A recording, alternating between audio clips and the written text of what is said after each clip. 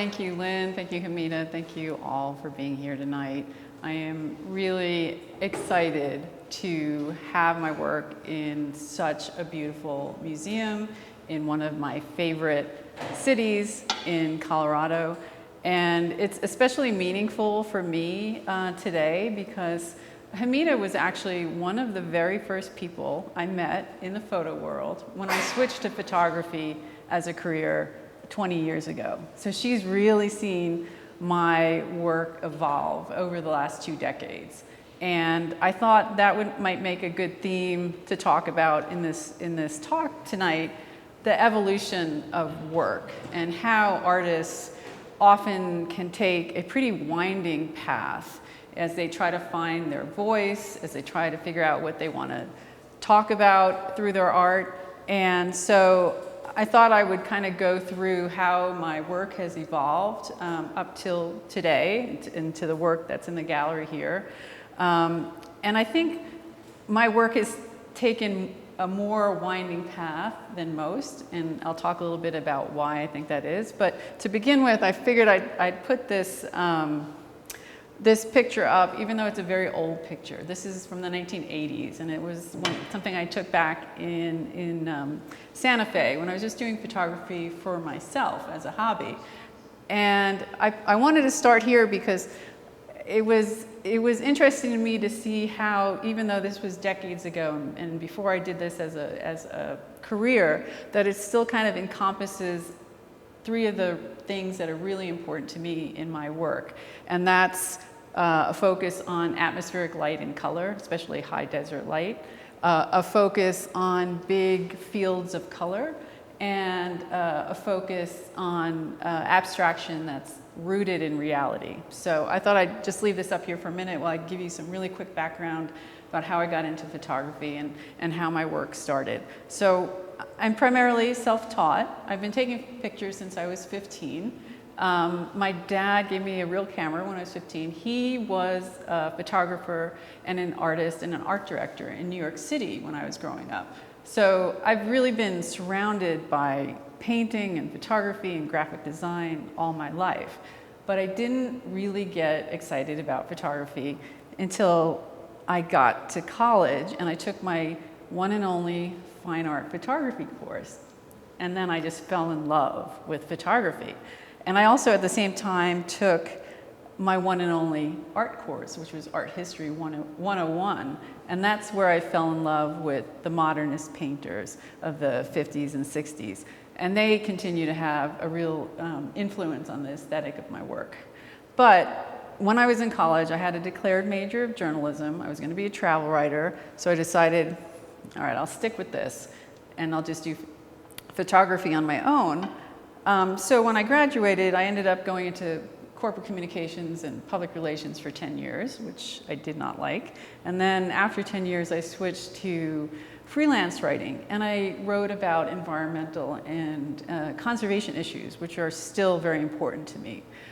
But then finally, 20 years ago, I decided I really wanted to make the switch and do photography full time. Because during this time, I had been doing a lot of photography for myself. I had been reading about photography and reading art criticism and trying to look at as many exhibits and all that online and in person as I could. So I decided I was going to switch, but I wasn't really sure what I was going to shoot because even though I had this interest in conservation issues, I didn't have any interest in being a documentary photographer or a photojournalist. So I wasn't sure how I was going to bring that into my work. I decided I was going to start shooting what I found interesting around me, and then I was going to figure it out. And during this time, my daughter, when I switched to photography, my daughter was just a baby. And so I ended up spending a lot of time at playgrounds in my neighborhood and around my city. And I was looking around one day and I was starting to think, where's all the playground equipment like this that I remember growing up on? Because it was all plastic, climbing gyms. And so as I looked around and I thought more about it, I thought, okay, I'll make this my first project because I recognized that this could be a really interesting subject. It was Americana that was disappearing very quickly from the American landscape. anybody over 40 has grown up, playing on this. So it's generations were, could be interested. And I knew I wanted to do something, a project that would have some interest and would, have an inherent interest to audiences. So this was the first project I started on. And because I love abstraction, I started shooting it in a very abstract way. And, I like shooting outside, natural light, big color, things that don't move. And so I spent maybe a year photographing the equipment wherever I could find it. And after a little while, I ended up going to a portfolio review, and I talked to some photo book publishers, and I asked, did they think this might make a good photo book subject? And they said it would, but they suggested I pull back and show more of the context of the playgrounds and the environment. So I started shooting in a little bit more documentary style, and at the same time I was collecting these catalogs that I found on eBay that the manufacturers used to send out to schools and cities to sell their wares. And I have ones back from 1916, I have ones up through the 70s, and there was so much history in these catalogs that when I put the book project together, I decided to combine images from the catalogs with photos that I had taken. And that allowed the equipment to be seen in a new way. And that's kind of one of the themes in my photography. I like to look at a subject, even a very common subject, in a different way. And this book finally came out in 2014, and I was really happy because it helped my career quite a bit, but it was like a 10-year project. And I had no interest or intention for this to be a 10-year project. I'm like, I don't care that much about playgrounds. I like playgrounds. I mean, it was good, but I'm like, oh my God. And it took a while to find a publisher, and then they have to do their thing. And so it took a while before, and fortunately, I was able during this time to also start photographing other subjects that I was inherently a little bit more interested in. And I knew I wanted to do something with conservation. And I also knew I wanted to do something that was different. So one of the things, I tried a lot of different things, as I think every artist does when they're starting out, just kind of see what works, what doesn't work. And one of the things I tried was making scans of plants that I would collect when I was out hiking with my dogs. I hike with my dogs every day. And so during these hikes, I'd be noticing what was around me, and eventually I started taking these plants back to my studio, putting them on a flatbed scanner, arranging them, putting a black cloth over them, and then either leaving the color for color or changing them a bit in the computer. And it evolved to this other series because at that time that I was doing this, I had read this book called The Worst Hard Time, which was about the Dust Bowl on the Great Plains in the 1930s. And in describing what the landscape looked like on the Great Plains before the Dust Bowl, I realized that all these beautiful natural environments and landscapes we have in Colorado, so many of them don't look anything like they looked 200, 300 years ago, before they were grazed, before there was invasive species, before they were plowed. So I thought, let me kind of reference that in this work to talk about how, even though the landscape is beautiful, it looks natural, it's not quite what it was. And so I did this micro, macro look at the landscape where I matched the plants with a landscape where they would be found growing. And this was one of the first series that I was happy with, because it touched on important issues for me allowed me to make work that I found aesthetically pleasing, but still had a deeper meaning behind it. And so this series, which is called Remnants and Revival, was my first real successful series at looking at the landscape. And what I tend to do almost always, either I have I usually have 2 or 3 at least projects going on at the same time. But I also tend to do projects for a year or 2 and kind of see where they go. And then what happens is they either naturally evolve into something else, or I decide I want to try one of my other ideas and I start something new. And so even though I was happy with this project, I wanted to see if I could look at the landscape in a little bit more of an abstract way. And one of the things that was a big influence on me at this time was this book, which is one of my favorite photo books, The Edge of Vision by Lyle Rexer, which talks about abstraction in photography and the history of abstract photography. And it was so not only interesting, but eye-opening for me because, being a self-taught artist, I had some knowledge of photographic history, but it wasn't that deep. And I had these ideas of things I wanted to try, and I was thinking, oh, this is kind of cutting edge. This might, be interesting. And then I read this book, and I'm like, oh, they were doing that 70 years ago. Maybe not so cutting edge, because I was amazed at how the variety of abstraction really from kind of the beginning of photography.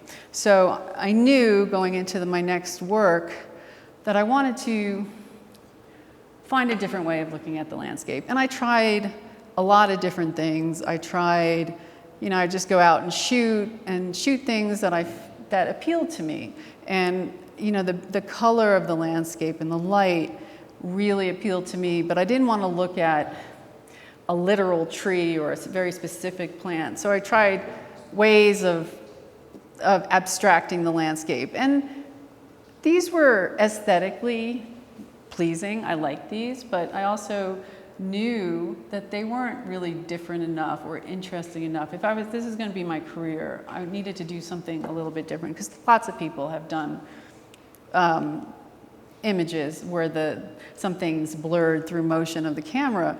I tried, working with mirrors on rocks, mirrors in the grass, mirrors in the creek, just to, again, how can I look at this light? How can I look at the landscape in a different way?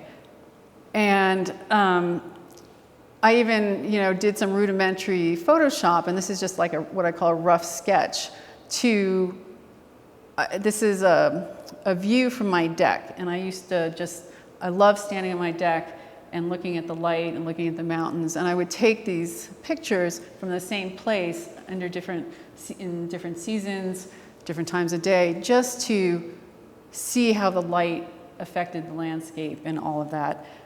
And all of these things, trials were interesting, but I knew they weren't quite what I was looking for. But what they did teach me or tell me is that I was really most interested in atmospheric light and color, the color of the sky, the luminosity. That probably is what I should focus on. So I came to that realization. I'm like, okay, I'm going to make atmospheric light and color what I look at. And so just to kind of kick that off, and a big influence again in my thinking about how I was going to do this is an artist called James Turrell. And I knew if I was going to look at the sky as a subject matter that I had to do something very different, because the sunset is the biggest cliche out there in color photography. So how was I going to kind of capture this subject in a different way?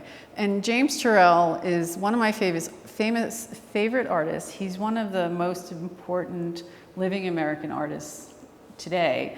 And he is one of the original light and space artists. Light and space was a movement that started in California in the 1960s, and the artists of that movement used light as their medium. And so all different ways of experiencing and perceiving light. And James Turrell, among many other things that he does, he builds these what he calls sky spaces. And you sit underneath this structure, and there's always an opening in the ceiling, and you look up at the sky through the opening, and different colored lights are projected around it. And the lights change very gradually over a course of like half an hour as you're sitting there.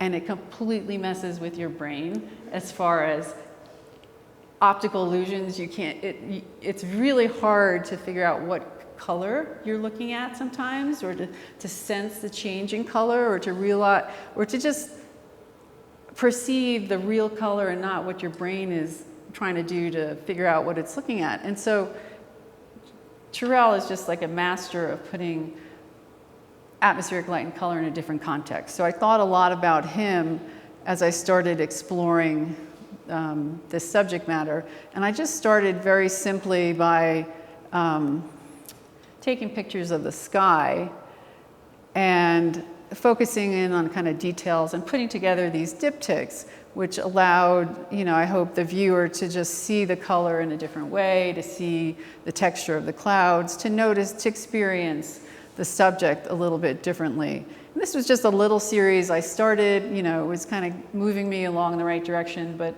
a key thing that happened when I was working on this is I was printing out this image on the left, the blue sky, and I was having so much trouble printing it. Like I'd print it, I'd look at it, and it wouldn't look anything like it did on the monitor or what I remember it looking like in person. And I got so frustrated at one point that I took the print outside that I wasn't happy with, and I held it up to the sky, and I'm standing on my deck, and I'm looking at the print, and I'm looking at the sky, saying to myself, why doesn't the print look like the sky that I'm looking at? And as soon as I did that, I started thinking about how the experience of looking at a photograph changes our perception of a subject. And so it just got me thinking, how does looking at that photograph, how does that change between when we're looking at the real subject?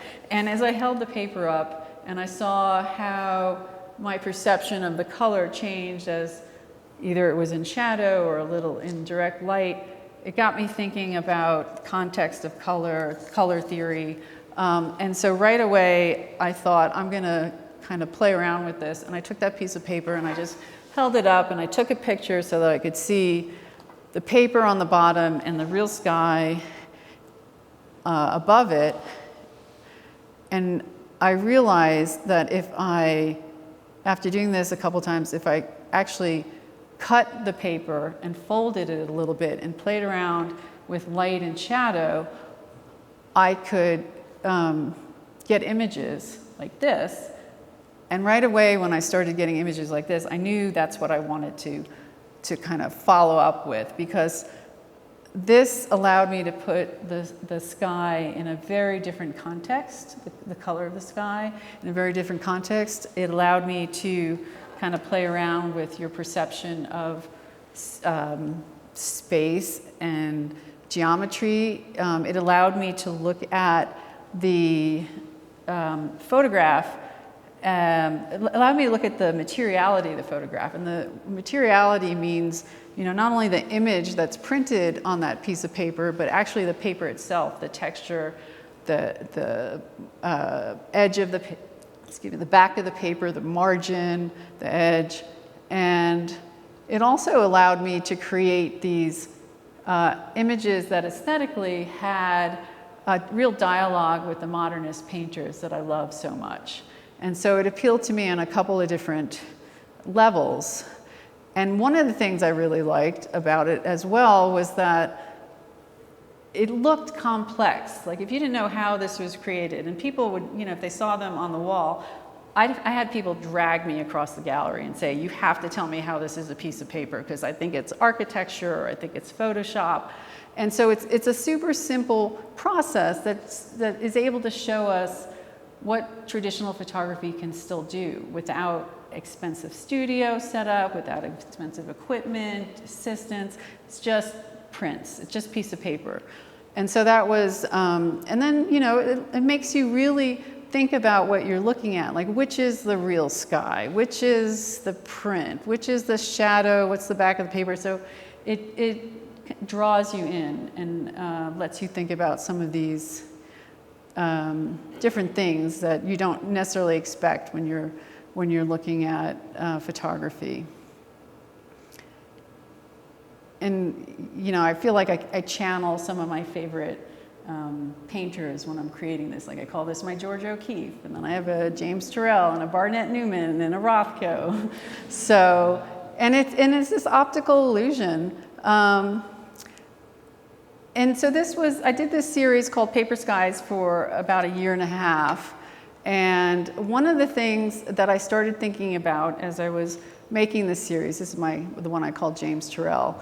And this one particularly got me thinking about color theory and context of color because, I could see that, and I'll tell you real quickly, this is a print of a sunset that I rolled up and held up to the sky and shot through so that you can see the print and then the sky in the middle. But I noticed how when the light came through that opening, where it hit the piece of paper, it made the sunset look yellow, where the print was in shade, it looked orange, and that got me thinking about color theory, got me thinking about Joseph Albers. Many of you probably know Joseph Albers was a very famous German-American teacher and artist in the early and mid 20th century. And he talked a lot about context of color and color theory, that our perception of what color is so heavily influenced on its context and what we see it next to and what we're expecting to see. So I was thinking about that a lot, and I could see it especially strongly in some of these images. This is an uncropped image. This is me holding up a piece of paper, and it's a yellow sunset that I've cut a square out of the middle and I folded it in the back. And so I would take this picture and I bring it into my computer, and I rotate it, and I don't really do anything else but crop these images. And so this is the way I had decided to crop this. And I realized when I looked at the image, the finished piece, that this was really kind of a good example of that color theory, where if you didn't know how this was created or you weren't really sure what you were looking at, you'd say, okay, there's yellow on the bottom and maybe there's the sky and some white paper, and then there's a brown paper on the top. But it's just the same paper in the shade, but your brain is not getting that that's yellow at the top. So it kind of, the series let me look at all these different aspects of art and photography. And then when I would display the work, because they have such a strong dialogue with painting, I would display them as paintings normally are displayed, without margins, without glass.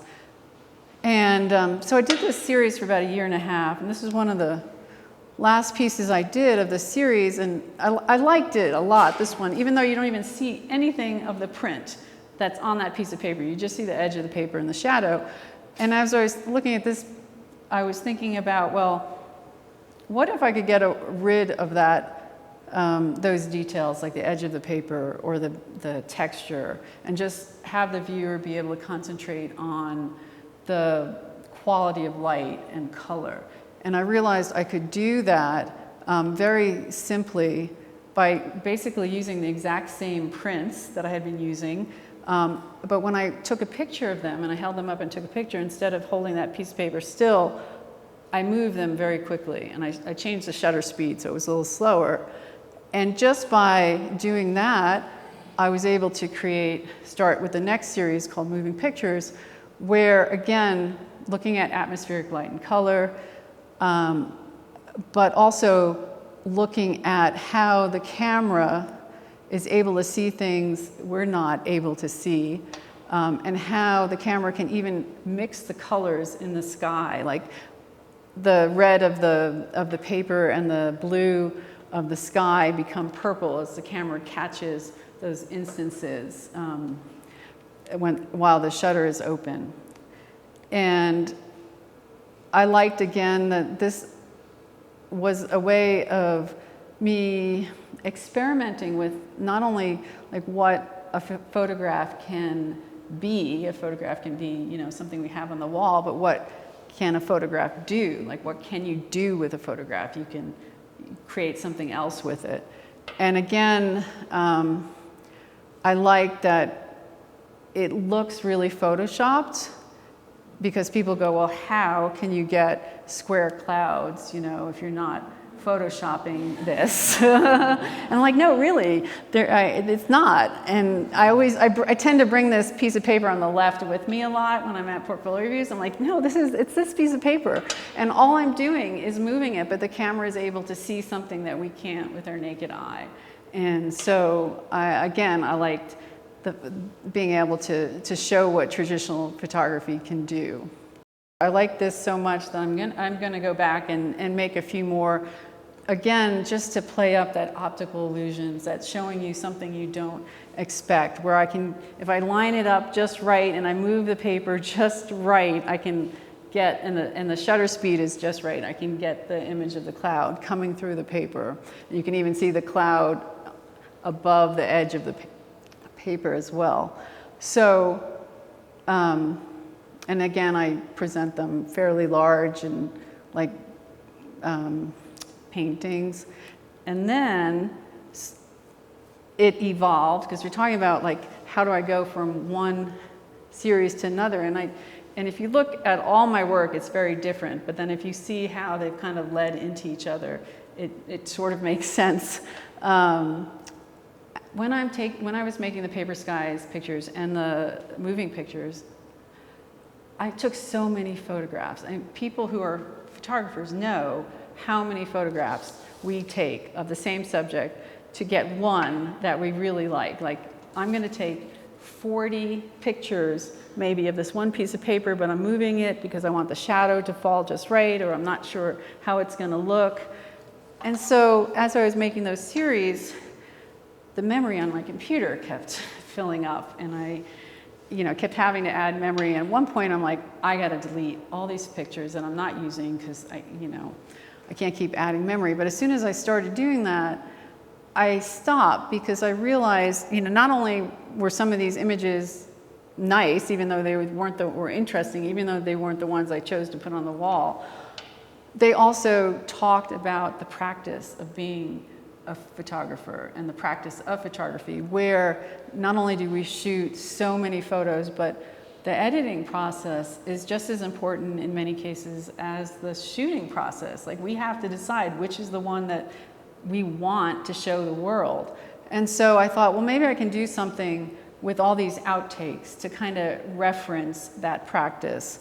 And I decided to put them together in these compositions, mostly grids, where you see the outtakes, but you see them in a different context. And you also see the photographs themselves, and you can try and figure out what you're looking at. Obviously, it's something about the sky, but hard to say what it is. And so this, I like that this talked about the practice of photography, but I also liked that it let me work in a way that painters often work, where I could place color and form and shape kind of where I wanted to. So that was interesting for me, because I can't paint to save my life, but I could, rotate and crop and put things together.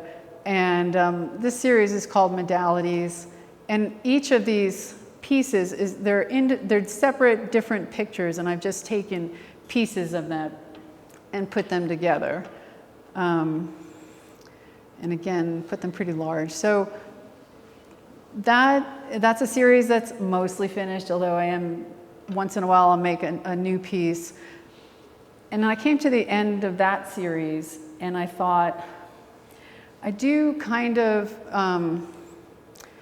want to explore these other things that have been on the back of my brain for a while. And one of them is seen here. This was one of the first paper skies pictures I made, and when I printed it, I thought, why is that shadow blue? Why is the shadow not gray like expected to? And this is going to lead into the work that you saw in the gallery, because I also remembered when I was creating this image how blue the shadows were in the snow. And when I look out my kitchen window in the winter, sometimes I'm like, wow, those shadows are purple today. And I had no idea why that was, but I thought, if I'm interested in looking at photography, atmospheric light and color as my subject matter, I should look into this. And I did. I mean, it really was a quick Google search, like, why are shadows blue? And I found out it's the same reason that the sky is blue, especially in places like Colorado, where we're at high altitude and the air is really clear. The way that the blue wavelengths from the sun bounce around in the atmosphere, they make the sky blue. And but it also means the blue wavelengths are all around us. So when you cast a shadow, when you block the direct sunlight, you're not blocking all the blue wavelengths that are still bouncing around. And so they cause these shadows to be blue. And I thought, okay, I'm going to see what I can do with that phenomenon, because now I can look at atmospheric light and color. Instead of looking up, I can look down at the ground, which I thought was pretty cool. And so I quickly just got some paper from my studio and put it outside, and yep, shadows are really blue.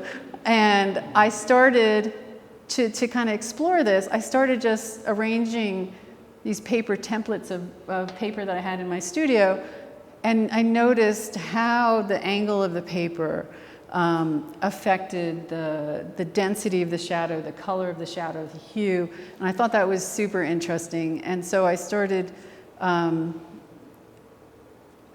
arranging paper in different shapes to kind of see what the shadows did. A lot of times I let the paper just cast shadows on itself, but sometimes I stood over the template so the whole thing was in shadow.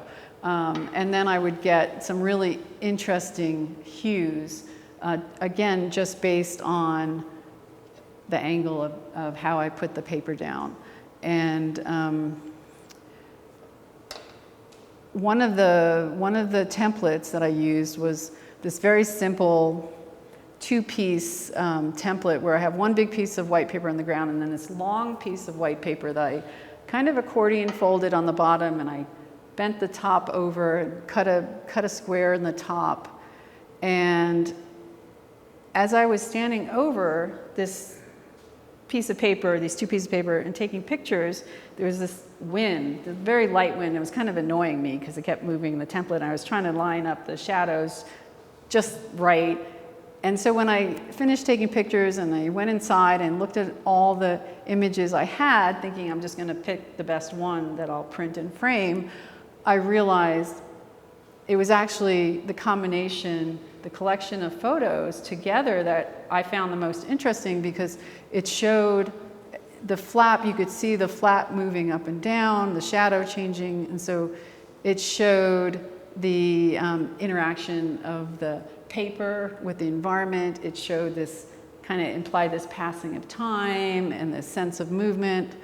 And I'm going to be making more of these types of images because I find them interesting. I really like working with the environmental kind of factors that are out there when I'm shooting. And so even though I really like this, I also thought at this point, I want to bring more of the landscape into the work, because that's still such a big interest of mine. And I realized that by putting the same pieces of paper in the landscape, under the trees and grasses and other plants outside my studio, that I could create work that combine my interest in atmospheric light and color with my interest in conservation issues. And so I like this approach because it, again, gives us a way of looking at nature and pieces of nature in a different way. By seeing just the shadows rather than the plants themselves, I think viewers can notice things they might not notice otherwise if they were looking at the actual tree or the actual flower. They can notice the blueness of the shadows. They can notice all different things that otherwise they might not, but again, the traditional photography aspect of things, like people don't know what they're looking at, but it's again a piece of paper with a hole cut in it, stuck in the snow under a bush. And yes, I have to decide which bush, which angle, which piece of paper, what time of day. So that's a little complicated for me, but as far as the process goes, again, to show a different way of approaching landscape photography without a lot of expense and travel and, drones and everything else. And I like, some of them were very zen and very simple and kind of meditative. And sometimes, I'm making these in the snow, and sometimes it's just white paper on top of white paper. And they got more complex as I continued working on the series. And this was one that was I created during an artist residency in southern France in the fall, and I was really happy to see that I was able to get the blue shadows there as well, because obviously I was at sea level and I didn't know how this would kind of translate there. But I think because even though it's sea level, the quality of light, the strength of the light is still strong enough to create these blue shadows. And the other thing that I felt was important to me in making this series was it referenced some things I felt very strongly about as far as the landscape. Because I wrote about environmental issues for so long, I know probably more than the average person about some of the issues and some of the threats, and I just felt like, to me, the nature is just a shadow of its former self compared to what was here 200, 300, 400 years ago. It's still beautiful, but it's not what was here before. And so I thought the shadows, by looking at the shadows rather than the actual landscape, I could reference some of that. I could also reference with these different pieces of paper that distorted the shadows that we humans constrain and construct nature kind of to our whims a lot of times. And so that's also what I was doing by creating these templates. Oops. And so this is obviously work that's in the gallery. This is work that I'm continuing with and trying different approaches, different presentations. One of the things that I intend to do, hopefully starting in the next couple of months, because I want to add another layer of meaning to this work and talk a little bit more about conservation values in a different way. I'm going to be downloading and printing out some of these historical botanical images that the Smithsonian and botanical gardens have online from centuries ago. And I'm going to be printing these and cutting up these prints and incorporating them into my templates of white paper, so that when the shadows fall on the paper, they're also falling on these pieces of historical documents. And I thought that'd be a good way to kind of combine the past and the present, talk about the history a little bit, talk a little bit about the fact that plants as well as animals can become extinct or can become endangered. So in speaking about evolution, I'm always thinking about other ways of like taking the work to the next level. Like, what else can I do with this, or how else can I speak about the issues that are important to me? And so this is something that's coming up. And then I was going to just show you a few images of other work that I have underway, just again to show you how it's very zigzaggy evolution, that I'm taking with my work, but it all touches on things that are interesting to me. Very, very different, and for a very different audience. This is work that's basically intended for public art, but it's also a completely different approach to making art, because here, obviously, it's all, this is highly photoshopped. It's pieces of 12, 15 different images that I've cut and digitally put together into these photo composites to talk about endangered species. And I am doing these as public artworks because I want to get my work, in some cases, to different audiences that might not come to an artist lecture or go to a museum or go to a gallery. I still want to have them be able to experience it and to be able to talk about these issues that are important to me. I've been able to combine this work with some text here in the middle, where I talk about the threats that are facing different species, and then I do these $20 posters that I sell to raise money for wildlife nonprofits, and I put some information on the back about what individuals can do. So this is just like another way that I'm exploring where my artwork can take me, and what it is that I want to say, and how do I want to say it. And I kind of figured out that I want to do a lot of different things. And at first I thought, well, maybe I should just really concentrate on one type of work and kind of get known for that type of work. But at some point, fairly recently, I'm like, no, I'm just going to do what I want and create the work that I want to create and try to get it out there as best as I can. And different work will appeal to different people, and that's all good.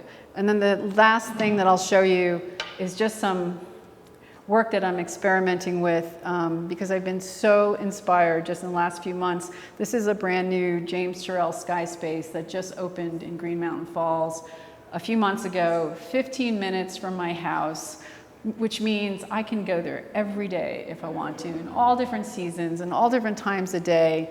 And I've been so inspired by being able to do this that I thought I'm going to see what else I can do with atmospheric light and color. So I've just been experimenting and trying out different things, and I'll see kind of what sticks in the end. But I think in the next few months, I'm just going to play around with a bunch of things.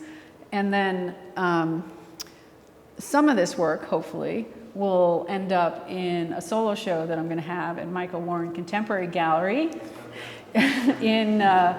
in March in Denver, and during Month of Photography. And I wanted to end the talk with a mention of Month of Photography, because during those 4 weeks, there are going to be so many photography exhibits, not only in Denver, but in Fort Collins, in Colorado Springs, in other cities in Colorado, that it's going to be such a great way of seeing the diversity of photographic approaches, techniques, subject matter. And for me, that really exemplifies what I find so compelling about photography, is that even 200 years after its invention, it can still surprise us by showing us something new we haven't seen before. So thank you for coming and listening tonight.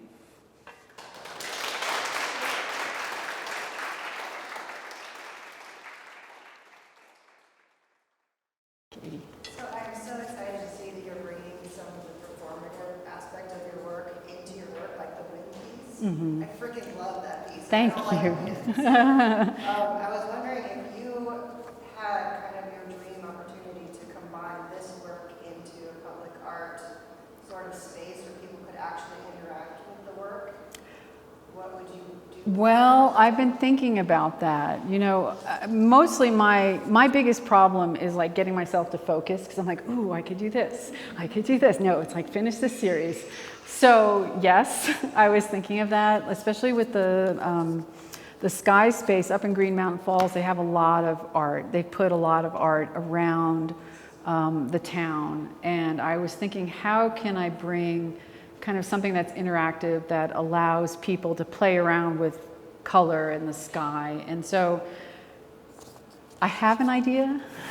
I've never done anything like that, like created a freestanding piece of art that moves. So it's probably not going to happen for a year or two, but I'm definitely thinking of that because I think that's what I want people to get out of my work, is how they can change their perception of things. And they can, you know, if I could create something where they can move colors around and change it themselves, that would be the most interesting thing. So I'm hoping, yeah, hopefully next year.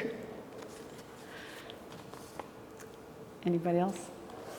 Lauren?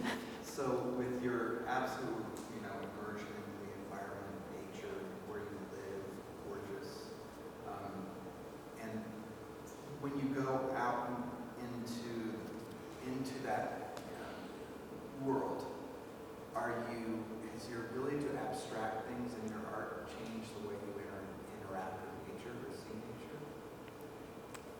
That's an interesting question. I'm not sure if it changes the way I interact with nature. I think I've always had, how I perceive nature has always been maybe a little bit different. Like my eye just notices certain things, like, oh, look at that, and when I'm walking and I'll just see how the shadows fall on something, or how grasses are kind of lining up in a different way. So I think it's just inherent in how I look at the natural world. And, I did think about that too. It's like, and I thought about this a lot because when I was a writer, I was a good writer, but it was hard as hell. Like, I did not like writing. I liked the finished piece, but it just was like, it was like sweating blood. But when I do photography, it just seems completely natural. Like, that's just the way I see things. Like, I don't have to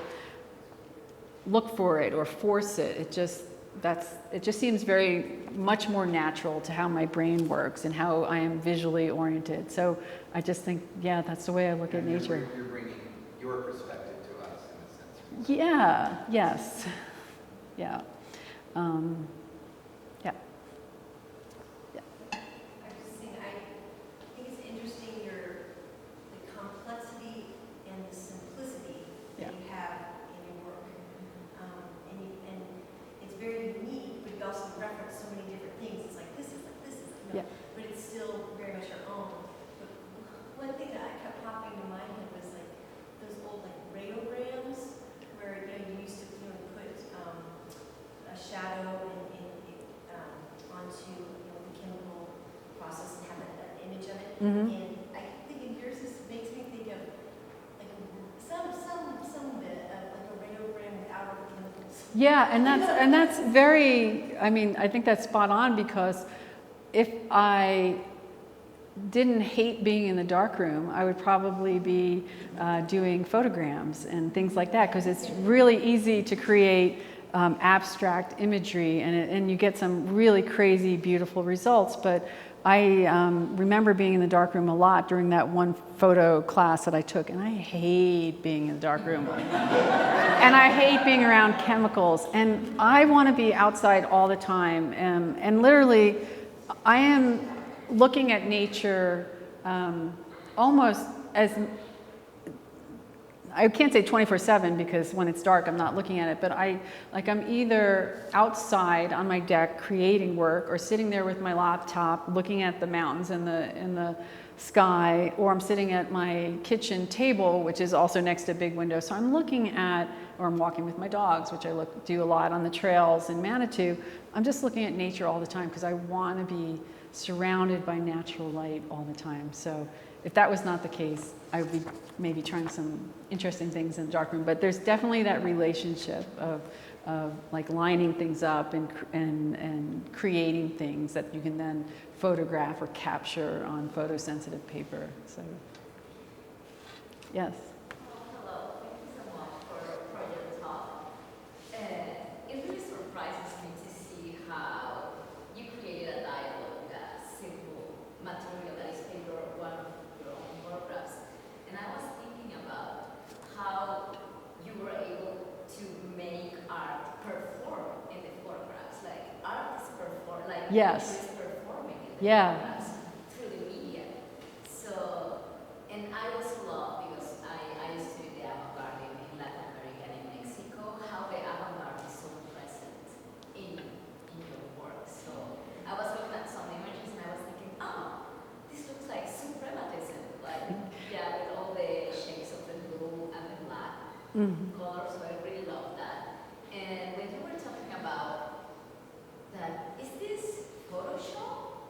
Like, we are so used to see just the mixture of elements and how technology has changed our eyes. And when you return to the simple act of the interaction of physicality of paper, it's absolutely beautiful. So I really Thank you.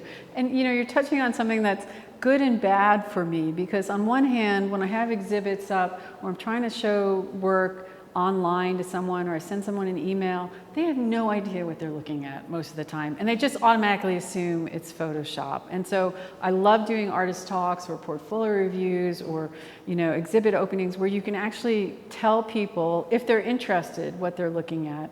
And some people have said to me, oh, don't give away the magic, let people. I'm like, it's really frustrating for a lot of people. They're like, how is this, how can this be not Photoshop? And I would feel the same way. It's like, I want to understand it, because that's the process of it is so integral to what I'm trying to accomplish with the work. Like, I want you to know how it's done, because that's a big part of the work. It's not just the aesthetics. Oh yeah, that's really pretty and really interesting, but if you don't know how it's done, it loses more than half of its meaning. And I'm also glad you really mentioned performative, because that's what I use to describe it a lot too, because I'm literally like out there. I'm like, especially with the moving pictures, I'm like, is that gonna work? Is that gonna work? And so it's a little crazy, and sometimes I'm also in the front of so I do most of my shooting in the back of my house, but sometimes I'm in front if the light is like really cool in the morning. And my neighbors must be going, what is she doing? But that's just what it takes sometimes. So yeah, it's just, like I said, it's kind of all over the place, but I decided that just what works for me. So, people find different things they like in different parts of the work. Yes. You mentioned the quandary, I guess, of many photographers, which you take so many photos and you end up with, maybe one from an entire day's work, maybe. How do you, as a photographer, determine which piece is the one that exemplifies what you're trying to say? Sometimes it's really easy, sometimes it's really hard, and sometimes there's just not one out of 40 that I really can work with. Obviously it's compositional, it's aesthetic, like how is this composition balanced, or what, but is what you're seeing in this image interesting enough to hold your attention? It could be kind of okay compositionally, like there's balance and different things happening, but maybe it's just not that interesting. And so I do a lot of rotating and a lot of cropping, and sometimes I find what I'm looking for. And you saw in that one piece where I'm just taking a little section of it. Sometimes I take almost the whole image, and it's just what appeals to my eye. Sometimes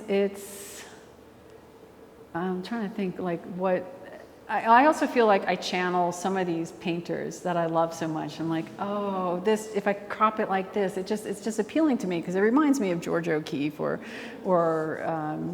Barnett Newman or something. So it's hard to say. I just play around with it. And sometimes, like, I'm moving the crop square a little bit where I'd move it where I don't intend to move it. I'm like, oh, wait a second, that actually looks interesting. And then I'll zoom in or zoom out a little bit. So most of it's intentional. Some of it, is happy accidents. But it's a lot of playing around. And also with the modalities where I put a bunch of images together into a graph or a grid, sometimes they just fall into place really easily. And I just I do a lot of fine tuning where I rotate things or I move things around a little bit or I crop. But sometimes I'll play around for hours just trying a group of photographs and trying to move them in different shapes, and they're like, yeah, that's not going to work. So, it's just it's a lot of experimenting and seeing what works, and kind of sometimes having an idea ahead of time, but most of the time, especially like when I'm putting paper outside under plants or in the snow, I think I know how I'm gonna arrange it, and I get out there and it doesn't look anything like I want it to, and I kind of like move things around a little, shuffle them around, like, oh, that works, So it's playing around, it's performative, but it's also intentional. It's just a combination. Thank you very much.